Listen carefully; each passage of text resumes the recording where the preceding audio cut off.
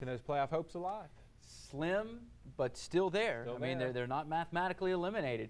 It's not yet a train, although the jury's still out on that glimmer of light. The Saints kept alive with a win today in Kansas City, their first road win of the year, because remember, London, that was a, quote, home game. Second possession for the Saints, we pick it up, doesn't go well. Drew Brees picked off by Jared Page. Jeffrey Henderson appeared to slip, probably would have been picked off regardless. The Chiefs lead the league in takeaways. Ensuing possession, KC on fourth down, they go for it. The Wildcat formation, Houston Nutt would love it. It works. First down, Larry Johnson gets it. A few plays later, Tyler Thigpen on the fade to Dwayne Bowe, the second-year receiver from LSU, out jumps Usama Young. 7-0 Chiefs on the board first. Encouraging special teams today for the Saints. Courtney Roby for the second straight week looking good. A 28-yard average today for him. 54 on this return. The Saints start in Chiefs territory. They'd manage only a field goal, however. 7-3. KC still ahead. Third down for the Chiefs when they get the ball back. New Orleans, 4 sacks today. This one coming from Will Smith, his third of the year. It would eventually force a punt. Second quarter we go. Drew Brees on third down. Pierre Thomas wide open. Yards after the catch, huge on this play. Down to the 14, 144 total yards for Pierre on the afternoon. Same drive, first and goal, deuce up and over. Dalton Hilliard, he ties him for the most touchdowns in Saints history. 10-7, Saints with the lead. Should we remember this name? Jeff Charleston. He's been cut and re-signed a few times already this season. 2 sacks today. The Saints team leader, Bobby McCray, with 4. Big stop for the Saints later on this drive. First and goal, stuffed. Second and goal, stuffed again. Vilma and Fujita with nice plays. Third and goal now. Watch the great play on the ball by Randall Gay. KC kicks the field goal. No touchdown. We're tied at 10. End of the half, Garrett Hartley, a 23-yarder. Time expires. That gives the Saints a 3-point lead at the break.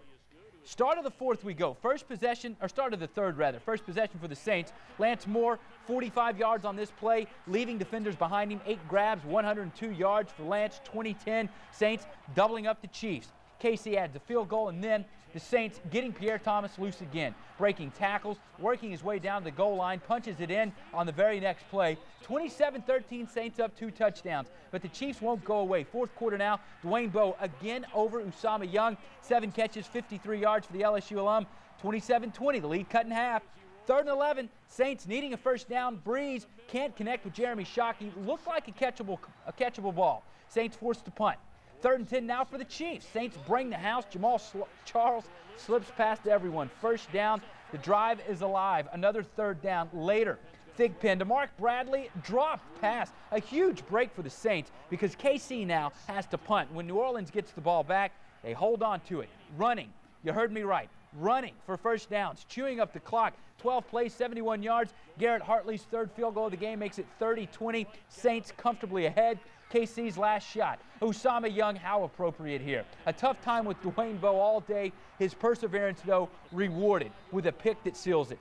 30-20 the final. The Saints get back to 500. They welcome in Green Bay next Monday. Drew Brees, 25 of 36, 266, 1 score, 1 pick. The biggest key, however, was the pressure from the Saints defense. 4 sacks today against the Chiefs. I think Gary had a pretty good flow in regards to whether or not we wanted to bring pressure or play coverage. I thought we did a pretty good job of managing the game. You know, there was a couple big plays, like I said, that you'd want back, but I thought we were improved in a number of areas. We haven't been able to win 2 games in a row yet all year, so we're excited about the opportunity to go out and, you know, try to put 2 together. Other news and notes, Aaron Stecker, Mark Campbell both left the game with injuries. More on their updates tomorrow. Brian Young put on the IR before today's game with a knee injury that Sean Payton says could be career-threatening. And the appeals hearing for several NFL players, including Deuce McAllister, Will Smith, and Charles Grant, according to a report, should be held either Monday or Tuesday of this week. That trio among a group of players found in violation of the league's steroid policy. Jim Henderson will have last word on sports. First American Bank's 4th down on 4. Welcome in to 4th down, from Uptown Spikes to Lakefront Hoops and even a cool comeback in Baton Rouge. We run the gambit tonight, beginning with the Saints, who have stared up at 500 for most of this season. Getting back to even and making a run, not a chance without a win tonight in Cincinnati. Jim Henderson from Arrowhead, where earlier today the Saints stayed off the chopping block for one more week. Taking on a downtrodden 1-8 football team in the Chiefs afforded the Saints a great opportunity to get back on balance, and they did, regaining the balance of a .500 record while regaining their balance in a number of areas.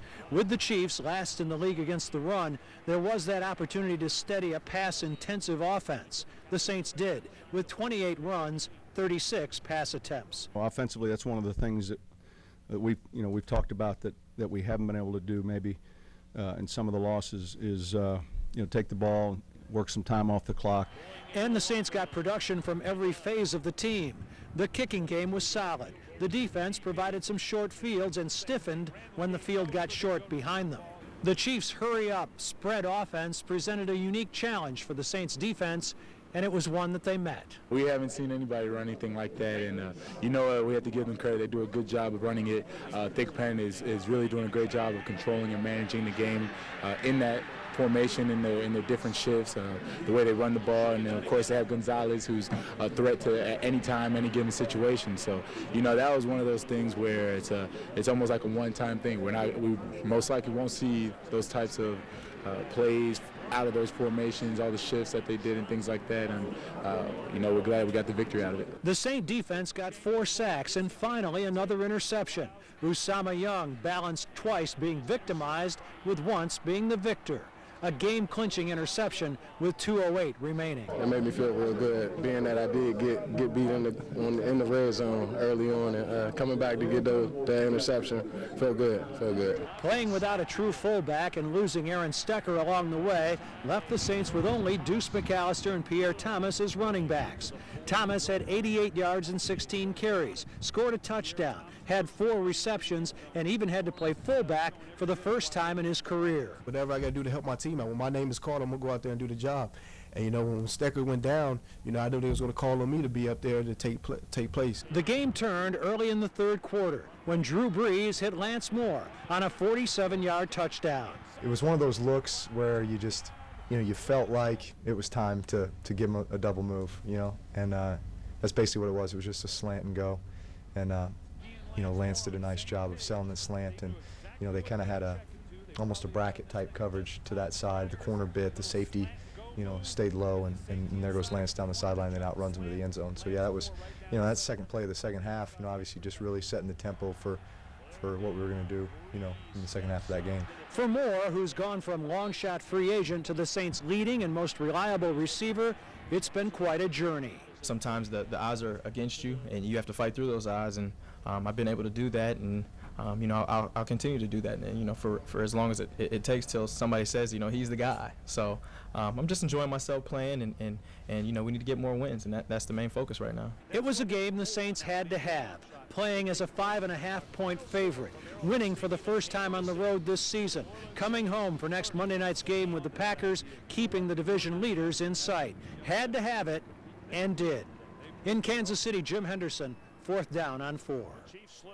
Here are the unlikely and the likely playmakers from today. Drew Brees take away that one pass, another solid day for number 9. But instead of Reggie Bush or even Deuce, it was Pierre Thomas, 88 yards rushing, another 56 in receptions. And Lance Moore, 8 grabs for a $102 and a score as well.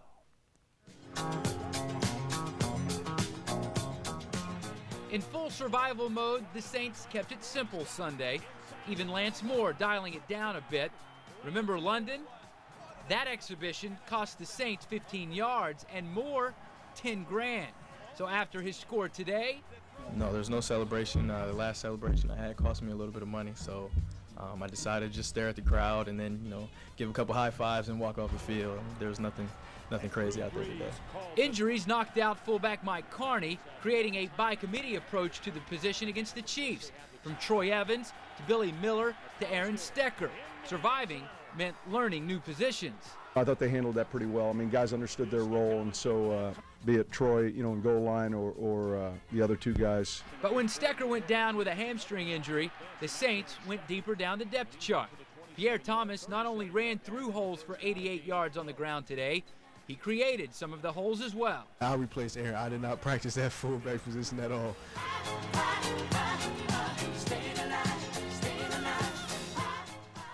Defensively, the Saints made a stand today, denying the Chiefs a touchdown on 3 consecutive plays. we had been talking about all week, holding them to field goals, and it was a big plus for us to hold them to a field goal in that situation, especially when they had, first and inches on the goal line, and we were excited about that. That was actually, even though they got 3 points, that was a big momentum swing. But can they keep 500 from swinging back? The Saints are 5-5. The win keeping postseason hopes alive, but not without several more wins just like it. We've said that now for a while. But we've always been in a position where, a loss here, a loss there doesn't necessarily take it away from you. But now we're in a position where, hey, 5-5, the way the NFC looks right now, we have to win football games.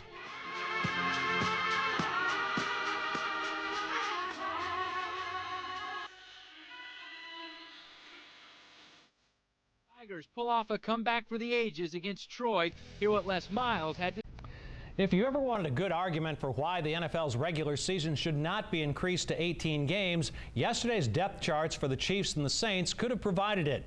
These teams were playing in the Bandage Bowl in just their 10th games of the season. The Saints were playing because of injury without their starting running back, fullback, defensive end, defensive tackle, and both cornerbacks. In their 1-8 start, the Chiefs had either lost for the season or lost substantial playing time from 2 starting quarterbacks, 2 starting running backs, 2 starting defensive ends, 2 linebackers, 2 cornerbacks, their punter, and deep snapper. In both their previous losses before yesterday, the Chiefs had to resort to hand signals on defense because both of their players wearing communication devices with the sidelines were on the sidelines themselves with injuries. The result yesterday was a depth chart that reflected a preseason game instead of a game 2/3 through the season. Guys for the Saints wearing 80s, 50s, and 20s as fullbacks. No one wearing 30s and 40s available. Under these circumstances, if there was ever a need for a team victory, yesterday was it. And it was a credit to the Saints that they got it, with no discredit to the Chiefs that they should have. The Saints offense took advantage of the worst run defense, worst overall defense, and a defense whose lineup yesterday had 2 sacks total for the season. The patchwork Saint defense stymied an offense that tried to incorporate what Tyler Thigpen does best and what Larry Johnson does best by running a hurry-up, spread offense largely from a compressed shotgun formation, with Johnson lined up directly behind the quarterback to enable him to utilize his power as a straight-ahead runner in sort of a lowercase I formation. Didn't really work all that well. Johnson averaged 3.5 yards per carry in it with a long gainer of 10. Tyler Thigpen was sacked 4 times and threw an interception while completing 50% of his passes. Chief fans watched their heroes lose for the 18th time in 19 games and their 6th straight failure. To get where you want to go, you have to win the ones you should and some of the ones you shouldn't. This one you could, and the Saints did. You win some, you lose some, and sometimes the Bengals and the Eagles have to play, though not as long as Donovan McNabb thought they were supposed to. 1 week from tonight, the Packers are here. Both teams are 5-5. But while the Packers 5-5 has them tied for first in the North, the Saints 5-5 has them alone in last in the South. The South must rise again, lest this team's chances as the sun rises in the East next Tuesday not sink slowly in the West. Want to chat? Something like this coming Monday night against Green Bay. In the last 4 weeks, the Packers routed the Colts, lost by 3 at Tennessee, by 1 point at Minnesota, and Sunday routed the Chicago Bears. The Packers are good offensively and defend the pass very well. So, Monday night, either the Saints win or Glenn Boyd will have to admit even he does. Like 2007, the Saints are mediocre, nothing more. So it was a solid win yesterday. They did what they were supposed to do, but now it's time to start looking like a playoff team, if they are indeed one. I could see Glenn dialing already. Yeah. You better bring your money on that one, Ed Daniels. I could see him dialing you already. Did you respond to his text by any chance? What's that? Did you respond to his... I always respond to his text. And Glenn, I'm very hungry. How many meals does he owe you now? You lost count, right? I tell you what, he could feed all of us in the newsroom. His debt is bigger than the national debt at this point, and that's in the trillions. And that's not counting the rest of us he owes stuff to. Big Saints fan. Thank you, Ed. We'll be right back.